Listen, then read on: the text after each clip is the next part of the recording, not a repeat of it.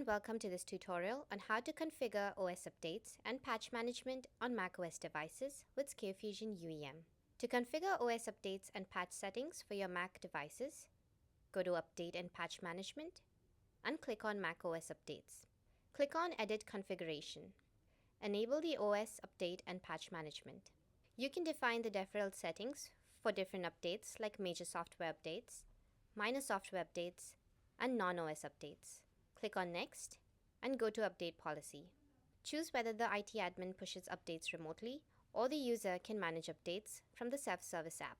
Configure the deferral settings for users and click on Next. Under Failure Handling, define when an update is marked as failed and the number of retry attempts. Then, click on Save. You can now see a complete summary of all the types of updates available for each device. That's all for OS updates and patch management with Scalefusion. Thank you for watching and subscribe to the Scalefusion's YouTube channel for more such videos.